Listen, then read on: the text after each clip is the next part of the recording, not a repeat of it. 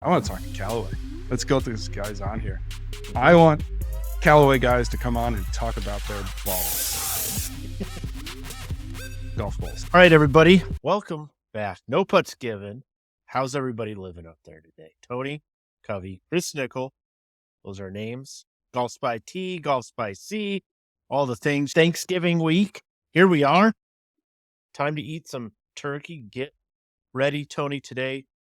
Chrome soft golf balls in the ball lab. We're going to pick your brain on how that went. Vokey flight lines. Is it even legal? Like, it seems 3 of them. There's 3. Yeah. 3 and I'm going to sell you short and just give you 2 lines on your wedge. You get 3. Boy, and a question around maybe why you need higher launching, spinnier iron shafts. We're going to get into that in a minute because, anyway, stuff's out there, this, that, whatever. It is turkey week, Tony. But before that, Chrome soft golf balls. You had them in the ball lab, right? In the ball lab. Finally. So finally, the last, this time we decided, you know what, we're going to save the standard Chrome soft till the end, make it the last of the 3 Chrome soft models. So what's already in the lab? What's already been, if people want to look, it's already in there? Chrome soft. We've got, from the 2022s, we've got XLS and X all by itself. Okay, so Chrome Soft X, Chrome Soft XLS, and now Chrome Soft. So this is 2022 version. Let's get into it, Tony. How did it do? How did it do? It did average, which is, I like to think of average as pretty good because it's not pretty bad. And certainly there are balls that do pretty bad, but every time we post an average score, I invariably have to have the conversation of, all right, let's sit down and talk about how averages work. And the idea that,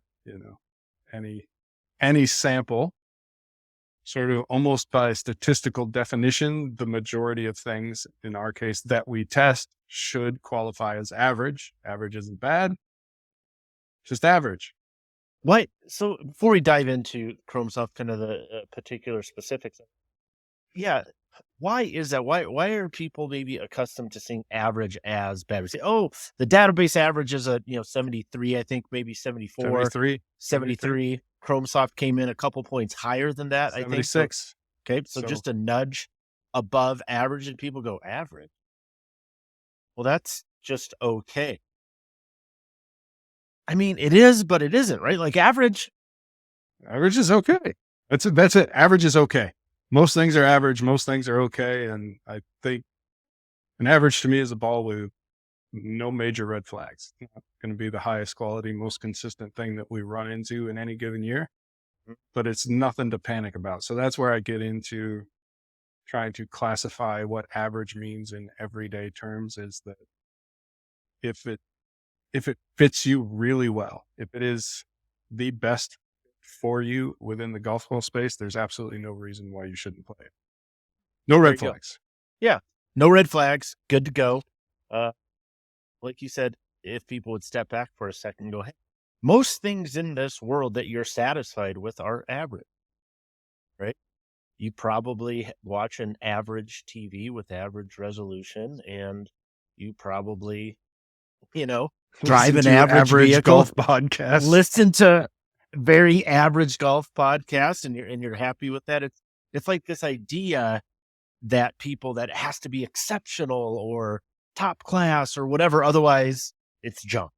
And that's just not the case. It's just the opposite. The world works. Yeah. Not how math works. Most things are average. So let's dive into this Chrome Soft here a little bit, because I think that's the question probably on a lot of people's minds is, okay, is it any better? Is it good? Is it better? Is it, so kind of take us through the particulars, I guess, and the specifics of it. And maybe starting off, is it soft? It's a Chrome Soft. Is it soft? By the standards of its category, and we'll lump everything in and say, hey, as far as balls with a urethane cover go, yes, it is soft. It is softer than anything played on tour with any regularity, if at all.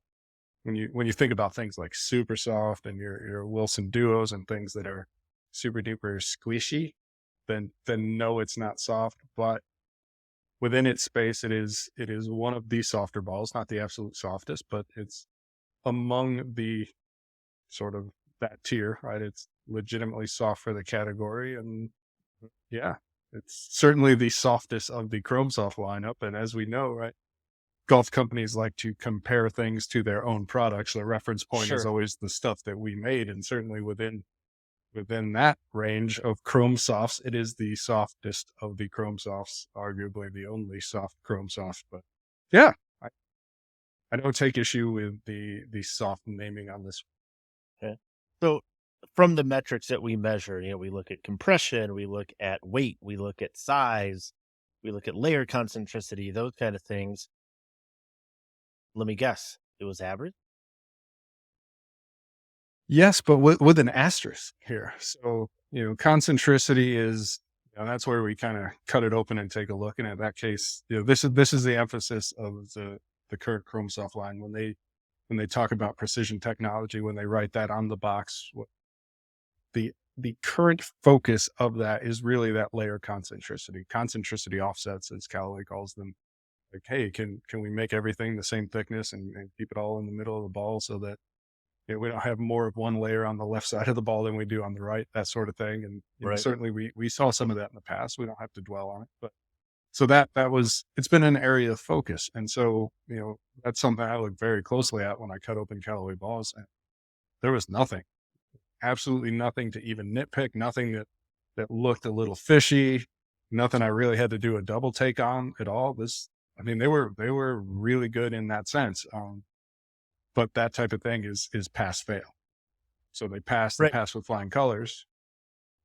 So yeah, that was excellent for sure. Concentricity, fantastic. Nothing to worry about there, which for Callaway, obviously huge step forward, Mhm. gains over time that now I can look at and Check. go, yeah, no, they said it and I see it. So, Mhm. hey, yeah, good. Yeah, and they talk about, right, putting in, I think the first numbers we talked about was like 50 million. It's probably closer to 75, 80, $100 million now at this point in terms of, Because they're not done. We talked about this before. They're not done. This is project ongoing, spend ongoing. reinvestment in that and bringing things up to a place that they feel that they can and will consistently produce golf balls that, like you said, precision. It's a fun little catchy phrase and whatever, but say, okay, what does that really mean? Are we talking about precise, dimple depth? Are we talking about compression? Are we talking about size? Or and in this case, they said very specifically, we're talking about concentricity of offset, basically, or like you said, are the layers all centered in such a fashion as to not cause any concern, visual or otherwise? So, check, it passes. Okay, cool. That's notable, right? That's not nothing. It's pretty significant for them. But what about the other stuff that you measure? So we start with what do we start with it's kind of the diameter weight combo, right? So one of the things we notice with respect to diameter is that the Chrome Soft is a small golf ball. It's a small golf ball by design, Okay. certainly. And again, I believe by design because we know the Well, history of some of the people involved in this design there's some love for small golf balls. And it's a way to kind of eke out as much distance as possible within the rules.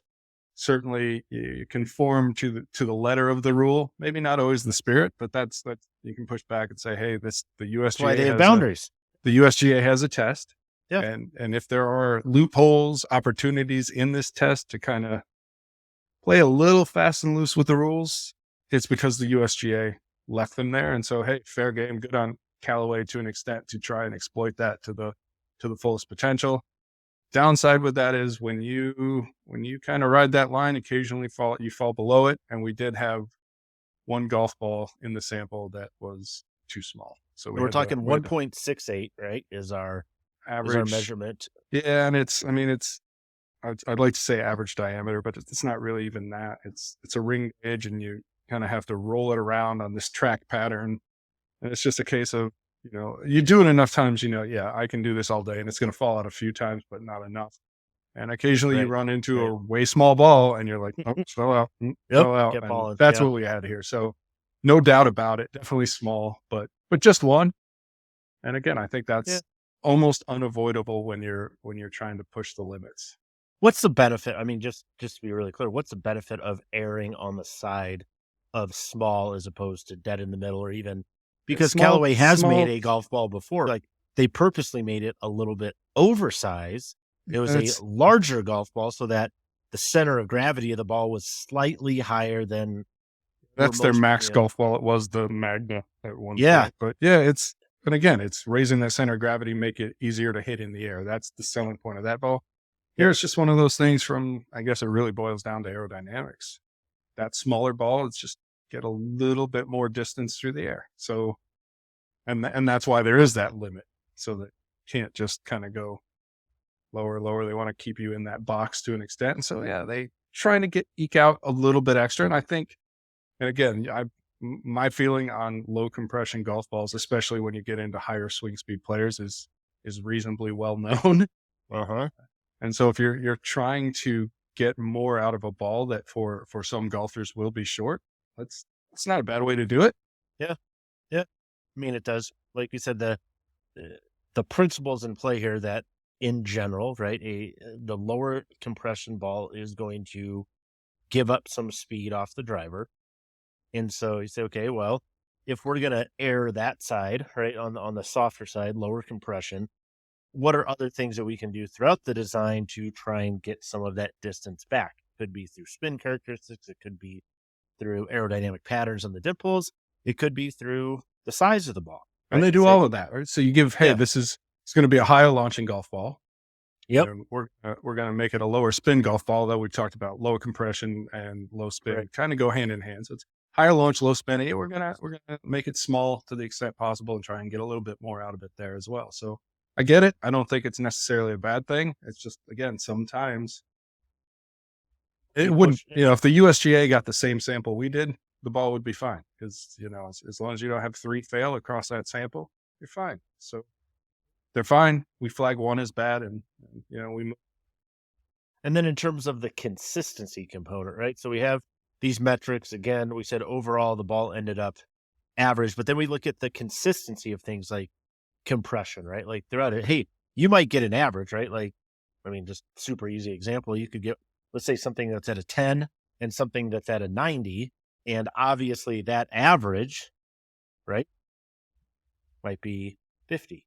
But I'm gonna pull it up here too. You just get, to see. you get 48, 49, 50, 51, 52. And obviously that range from high to low, that's what we're looking at, right? Yeah, our ratings are actually based on the standard deviation. So in this conversation, the standard deviation of compression, but a really kind of quick way to look at it is just to look at, what is that compression delta? What's the difference between my firmest ball and my softest ball? And on this one, we're rounding 10 compression points, which it's not terrible by any means. So you're saying 10 compression points, meaning, hey, if the lowest ball was a 68, the highest compression ball was a 78. So then everything fell somewhere between those two. Yeah. So I think it's probably, it's right on either side of the average. So again, not bad, not exceptional. I mean, we've seen some exceptionally poor.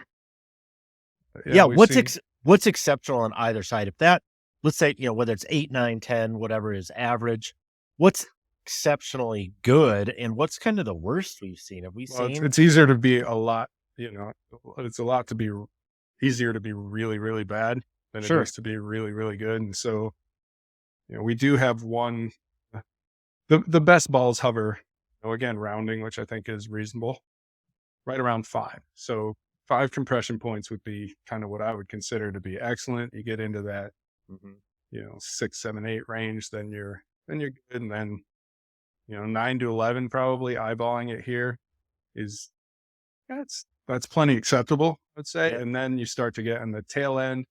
Like we've had 24 compression points, 23 compression points, 20 compression points in the sample. And so that's awful.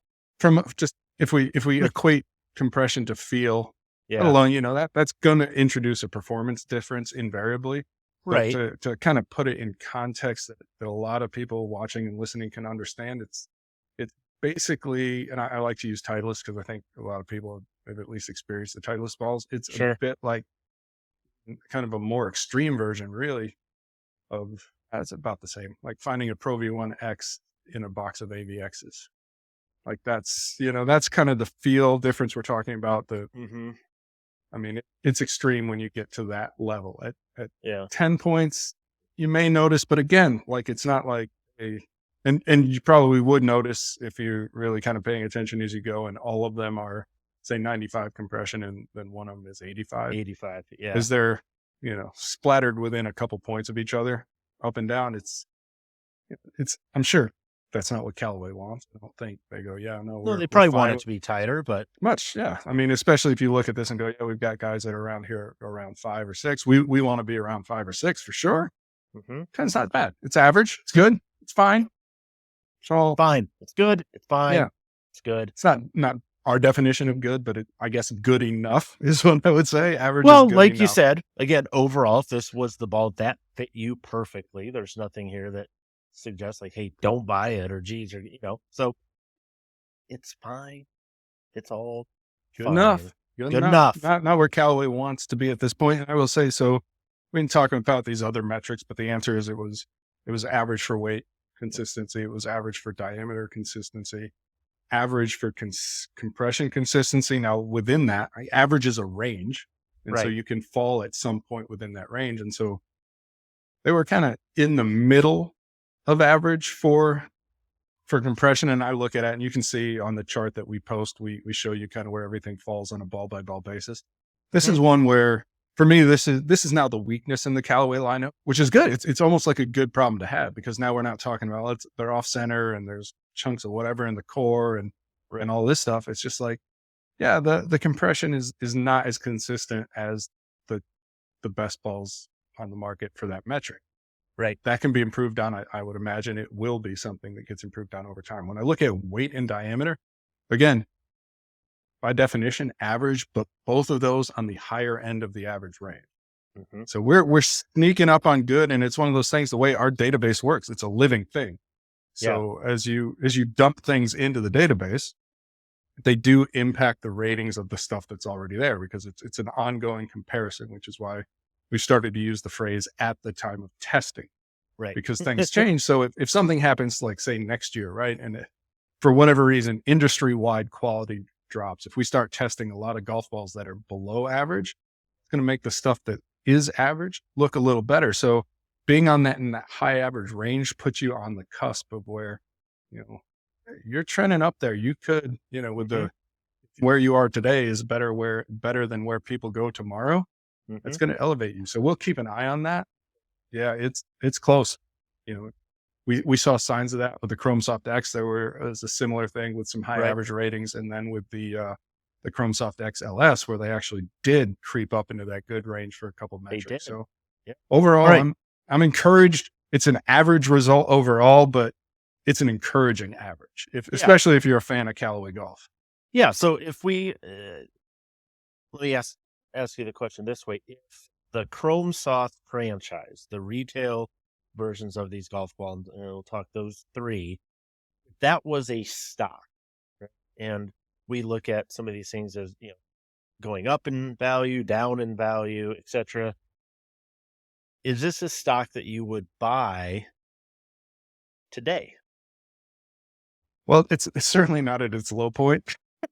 So, in my mind, but yeah, I think if you're looking, hey, is there growth potential here? Is there room to improve? Yeah, it's. I think the potential is in the upward direction, especially as it certainly looks like the majority of the problems have been cleaned up, eradicated, whatever word you want to use. So I think upside potential, if you like that.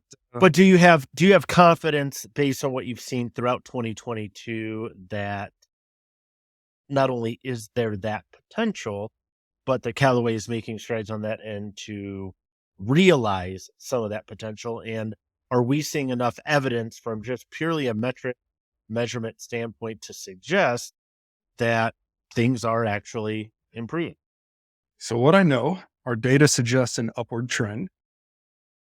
As we discussed several episodes ago, that at last I checked, and maybe it's full by now, but there was empty space on the factory floor, Callaway's Chicopee plant. And that empty space was, sort of awaiting new machinery, new technologies that will further improve their ability to make a quality golf ball. So yeah, I like what I see in my data. I like what I see in the factory in terms of kind of where they've gone and the potential to go farther. We talked about that as well, right? Some of the personnel stuff they've done, bringing in people from other companies who have expertise in design, expertise in manufacturing. So, Right. yeah, it's encouraging. Yeah. So TBD, always going to be fun in We'll 2023. keep pushing. I mean, we want to, like, funny. We ask our listeners, like, who would you like to have us on as a guest? Who would you like to see us talk to on NPG? And get some of these outlandish stuff. And the top of my list are like, I want to talk to Callaway. Let's go through these guys on here. I want Callaway guys to come on and talk about their balls. Golf balls specifically. Or, I mean, I never know. Like last week with Lou, conversation went in a different direction. So You don't know. Who knows? But yeah. You don't know. You don't know. But there you go. There's the invite. So come on, guys. Open We'll invite. Still. See you soon. ... So, Tony, switching gears, flight lines, Vokey wedges, 3 flight lines. I tried those. Okay, so when I read this, my first 2 thoughts were, damn, that's a great idea. Seems so simple. And 2, is that really conforming? Like in my mind, I go like, I can't use a swing aid on but golf's rules, right? And again, Vokey's not going to call it with a wedge. I get it. That's something like that. That's not conforming. So dumb question. But so you think, go, yeah. Oh, are you some kind of moron? Why are you asking? Yeah, I am some kind of moron. Yeah, absolutely. What are they? What do they do? Quickly. What are they? What are the lines? What do they do? They are 3 lines. 3 lines etched onto the hosel of a wedge. I guess we can have the video guy slide up some pictures here because they're super compelling. In fact, I believe I apologized for the lack of compelling photos in the article because, it's 3 lines on the hosel of a wedge. Yeah. But they're not random.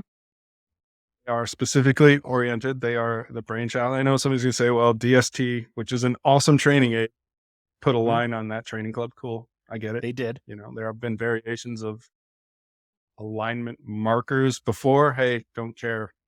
This one is on a wedge that you can buy and play. And for specific purposes. Exactly. So, and brainchild, if you want to call it that, of Parker McLaughlin, is the short game chef, as I understand it, on the socials, on the YouTubes and whatnot. Indeed he is.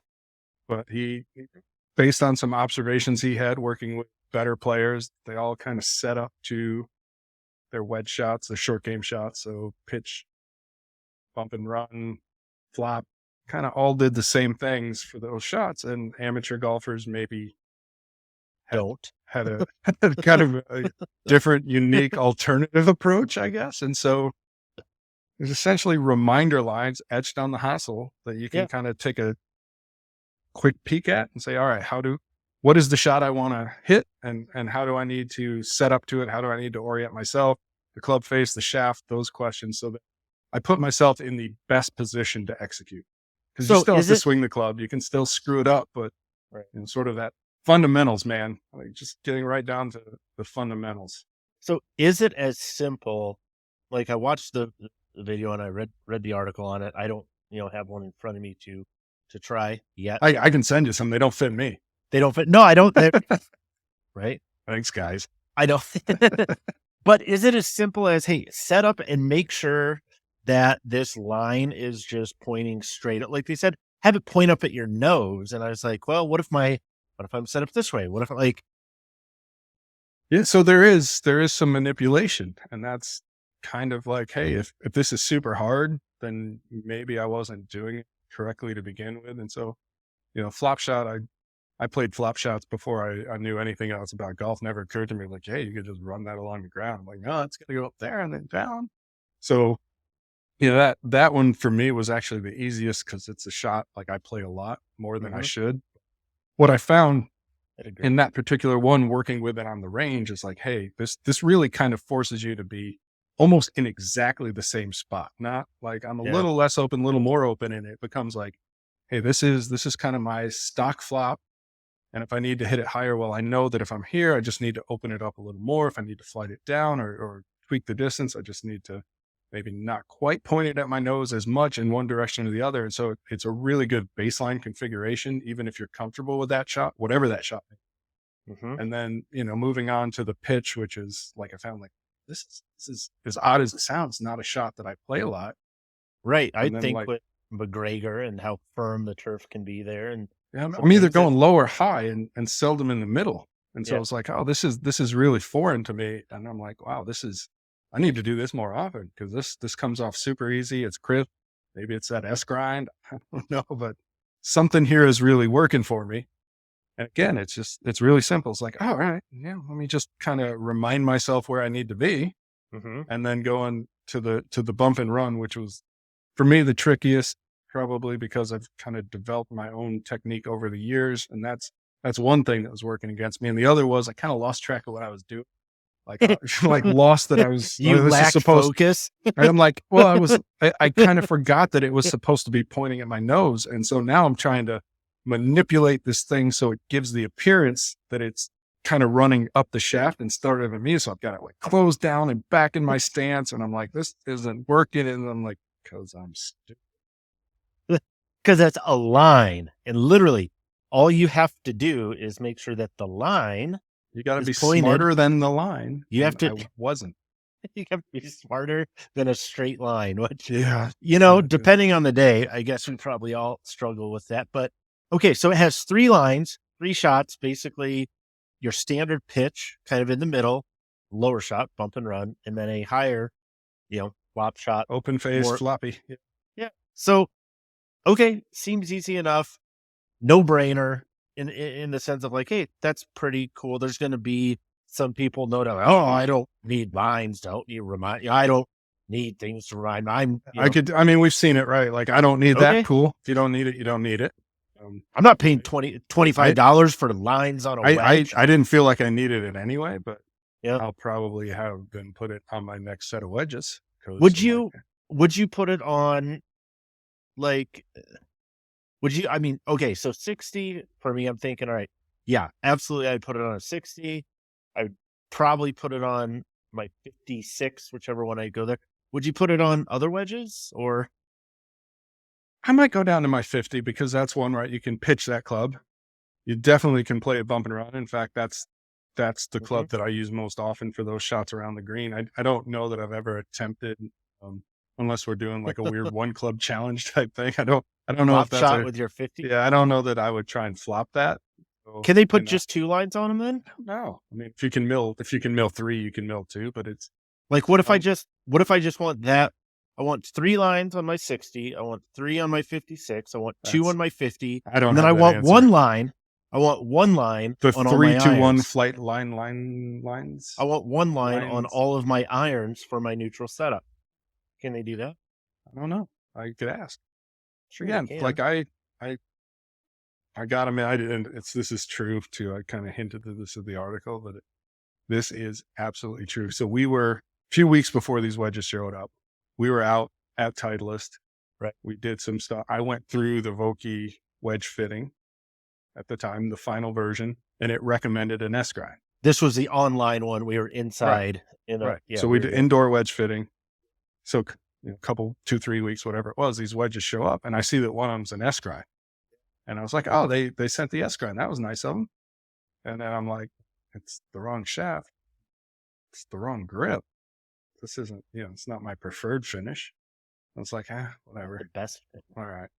Just put it off. I say put it off to the side. I literally, behind me in my office, just out in the hallway, the dog crate was there, and I left it on top of the dog crate for like 3 weeks and went back to it. I'm like, oh, wait a minute, look at that. There are lines on these. So Who knew? Yeah, I hadn't given it much thought, and then it's like, wow, they're here. Let me try them, even though they're maybe not the right shaft or grip or loft or finish or grind. Um, but I But took one. Yeah, let's go try it. And I was like, yeah, I kind of like this. And yeah, it's super simple. And I don't know. I'm not going to tell you you can't. Maybe you could do it with a Sharpie, as some people have suggested, or stickers, or however you want to do it. Mhm. I don't know. Maybe it'll work. Maybe it wouldn't. I'm just like, yeah, this is simple, and it seems like a pretty good idea to me. Yeah, well, I mean, and it's funny, like it'd be interesting to hear too if people have other little tips and tricks that they use. Like I remember the first time I was learning how to hit bunker shots. Like bunker shots, they seem like they should be so easy because you purposely miss the golf ball, right? But it's one of those things like other golf shots where if you don't know what you're doing, it's impossible. Like you have no idea. But if you get like 2 or 3 things figured out, then it is super easy. And I remember one of the best tips that I got was like, I never knew how much to open it. So my default became I just opened the face enough so that the score lines were pointing towards my left toe. So if I'm set up, I open it. So basically, if those score lines extended, it would hit my left toe. And that became kind of my default loft and trajectory. Like, oh, okay. So I always had a place to start then, knowing, okay, if nothing else, I can hit that particular shot, right? So like, are there other tips and tricks that people have out there that are like so ridiculously simple that Let it's like, us know. let us know. Like, I'd love to know. Like, okay, when you What set do you up got for that's this better shot, than 3 lines on a hosel? Let's hear it. what do you have that's better than 3 lines on a hosel? Best answer, get the head covered, because why wouldn't they? Yeah, I think, for me, as I was thinking about it, this is the kind of stuff, again, basic, really simple setup by and large. Yeah, This is a good bit of what you would learn in a short game lesson. sure. And then a good percentage of us, well, myself included for sure, will then forget it and revert to what we were doing. So that's like, hey, who's this for? Well, it's for that guy. Or how about the guy who's never had a short game lesson and has sort of no idea what could be defined as the right setup or the wrong setup. And again, super simple. And you put it on 3 wedges, it costs you $75, which is, in my world anyway, around here, less than I'm going to pay for a short game lesson. Again, yeah, for me, it was, I put them on all my wedges moving forward. I think Yeah. they're helpful. I'm gonna see And if it, I can get 2 out of and the 3. yeah, and then you just go, yeah, you know what? I'm not going to look at it this time. I don't need to worry about it. I know what I'm going to do. So But maybe it even just becomes part of your setup, like your little personal checklist. Like, okay, when you're hitting a normal drive, right? Like you probably have a little checklist you go through, should, right, before you hit the shot. Same before thing. I slice it off into the woods, Before right, exactly. So maybe this becomes part of that, Tony. What do Nippon iron shaft and Mizuno 923 HL irons have in common? well, depending on the pond shaft, I'm guessing what you're getting at is they're designed to launch the ball high with a fair amount of spin. We're close.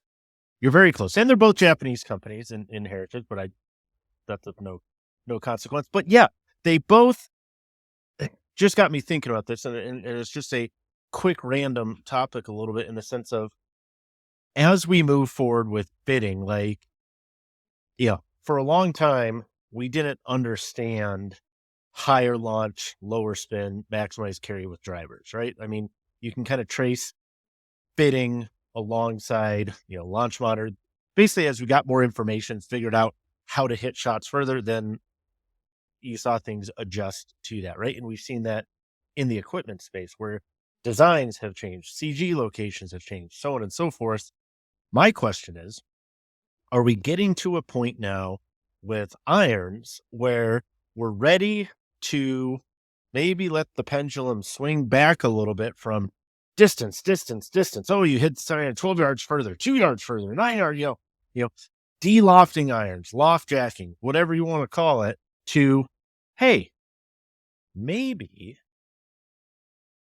we need to hit irons higher with more spin, which may ultimately not go any further. But from an accuracy standpoint, is that something that more golfers than would admit it, should be looking at? I think so.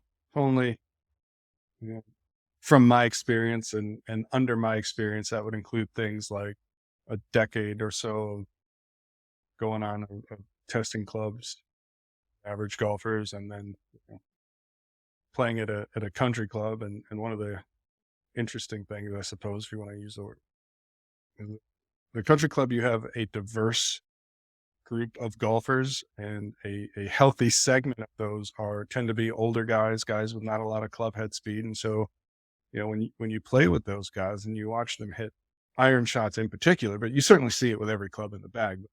Right. I guess probably the most appreciable difference is going to be in the irons, where you're like, it's not going up in the air, it's not stopping. Like I'm going to land it 20 yards in front of the green and watch it roll. And that works to a point, except when you get to an elevated green with no landing area in the front, nothing but trouble from the back. Like, all right, what's my decision here? Do I want to roll it off the back and be in trouble there? Or do I want to leave it short and, Right. either hit a wedge up the hill or putt it up the hill? So yeah, I think there's a problem. And I think a long time ago, the golf industry kind of just blew past the Rubicon. Like, yeah, we're not going back to that. Who cares? We're Right. distance. And we talk about it in the context of Mizuno. Kudos to them, but we've talked about it before with Cobra and that kind of the airspeed and the F Max lines. We don't have to do this. Not every golfer wants this. Certainly not every golfer is going to benefit from it. So yeah, let's dial it back with the clubs. And kind of what you're getting at here, I think, is another piece of that equation is, what can we do with the shaft? Do we need to rethink that piece of it as well? Yeah, and seeing him, this made me think of it where we just launched member testing for Nippon's 850 Neo GH That iron one shaft. goes It's a like long up name. there, right? That thing goes, well, for you and me, that thing would go Backwards. maybe, possibly. But the point is, like, if you play a 40 or 50 gram, driver shaft, if that is what fits you best, is something like that, like 40, 50 gram driver shaft. This Nippon saying, yeah, you should probably be in this kind of range. You should be looking at something that's maybe in that mid 80s to high 80s to low 90 gram iron shaft with something that still gives you, plenty of launch and spin. And really, there's one club in your bag that doesn't have a speed limit. Your driver, right? You just want to hit that thing basically as far as you can, as straight as you can. And then everything from there fits a gap. And we talked about this with Lou last week a little bit, was like, do we need to rethink what we do with clubs in order to address some of those gaps? And it's like, I don't know. I just feel like we're getting to this point where it's like, yeah, great. If you can hit a 7-iron 200 yards, that's awesome. But if it's coming in at 38 degrees with 4,500 backspin, it's not going to hold anything except maybe a lake. Might stop on that, but that's about it. Skip a few times. Yeah, eventually.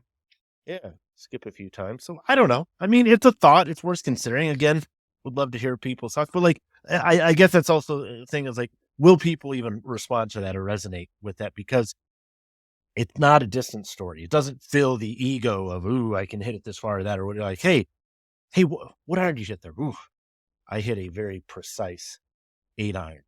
If you pitch this as an infomercial, right? What's the first line? How would you like to hit the ball farther?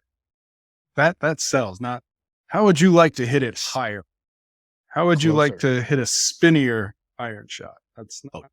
So how would you sell it then? Like let's say that this is actually better for golfers. So let's presume that for a second, and it may be true, it may not be true, but let's just presume for a second that it is.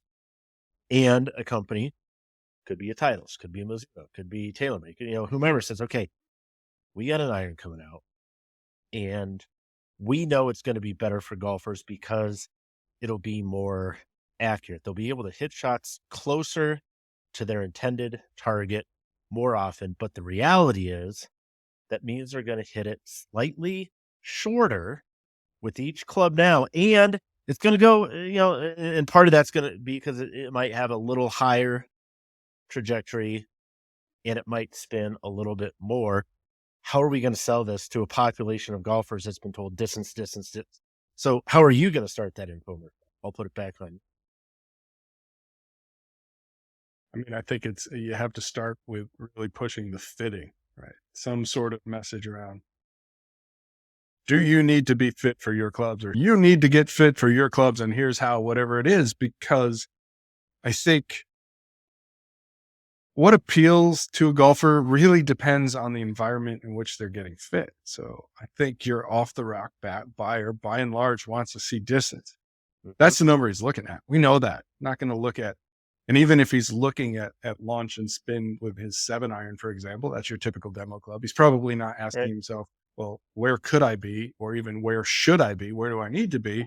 Right. Like these are not things that the average golfer knows. Like, hey, with my club head speed, I really need to be launching at X and spinning at Y. It's just like, hey, no, they don't. That one that goes 5 yards longer than the last iron I bought here. Yeah. So let's do that. So it's a communication thing. It's twofold, because it's you need to go get fit, and then it sort of becomes sort of the fitter's challenge to explain to somebody, yeah, look, I know you hit that other one 3 yards longer, but let me explain to you why maybe that's not what you want. Yeah. It's a hard one. I mean, here's a lake. This is what can stop your ball in that trajectory, a lake. And I think here's the other conundrum is, in a sense, you might get better players to listen to that message a little bit, but it's also possible they're better players because they're already incorporating some of that. And secondarily, if that's not the population that really needs that as much, right? It is more the mid, slower swing speed player that's saying, hey, that has 8 clubs in their bag, right? That go 150 yards. They have a lot of clubs that all go 150 yards and they can't stop it on the green, but they're the exact ones that have been sold distance and only distance to their own performance detriment over and over and over. And that's the population you really need to talk to. And it's almost like to do a 180. I mean, that's a risk. It's almost like the Mizuno approach almost feels like, look, we know you want distance, but it's not what you need. So we're going to give you what you need. For, in some cases, at some lofts, it may end up being a little shorter. It might be longer, it might be the same, but it might be a little shorter. And hope that you like everything else enough. Yeah. Really? It's, for this type of golfers, do you like what you see? Do you like hitting it higher? Does that look good to you? And the ball landing, boom, right by the pin. Like, can you do, you can't always get what you want, Tony, but sometimes you might find you get what you need. And I mean, from my perspective, as a decent player, finished the year around an 8 handicap. That's a boy, single digits. But you always know, Tony. like, I don't necessarily always know, like, I need it to launch at X and launch and spin at Y, but I know, like, hey, this is how I hit it, and it needs to do something different, and I want to see it. So with my irons, a lot of times I want to see that flight come down a little bit. So, if you're looking at, for me, I look at high flight all day, I'm like, let's bring that down. And when I see it drop, I'm like, yeah, there it is. And so I would imagine that if you're a guy who's hit these low shots over and over again for years, all of a sudden the ball comes up, it's higher in the air, and it's going, give or take, within a few yards. We're not talking about massive. How would you like to hit it 10 yards shorter? No, that's not what we're selling. Maybe a little shorter, but we're going to give you a much more pleasing and playable trajectory. I would like to think that a guy who's been hitting those bullets for however long, a decade plus, and all of a sudden starts to see a ball kind of come up and land a little soft, like, that's going to look good. I want that. That's I think that's the play. I hope that's the play. I hope it works, because and the other piece too is, I think as more companies plug into things, again, had Lou on last week, as more companies plug into things like Arcos and start to see what are the real world implications of what we're doing. Right. Right. loft jacking, whatever you want to call it. Like, is this actually helping golfers? And starting to see like, hey, yeah, well, that wasn't exactly what we had in mind. Maybe we just pushed it a little too Maybe far. we overcooked that a little bit. Yeah, let's bring it back. And so hopefully, maybe I'm wrong. Maybe the data says that just hit everything long and it'll all come out in the wash. You'll roll up enough low ones close that you won't mind the ones that roll past or get stuck in the ditch on the way, whatever it happens to be. But I think that having access to a significant pool of data will show these companies that maybe as you say, we've overcooked this thing and we've Might overcook the turkey. gone a too little far bit. with the lofts. We need to, whether it's lightweight like the Nippon shafts, some of the graphite stuff we've seen. Yeah. Overall weakening lofts like Mizuno's doing, just something that gets the ball in the air and lets it spin. Yeah. Land soft, all of those wonderful things that, not every player sees. Yeah, it's good. Yeah. Well, a lot of info there. A lot of things to consider, talk about on your turkey week here, people. I hope you eat a lot.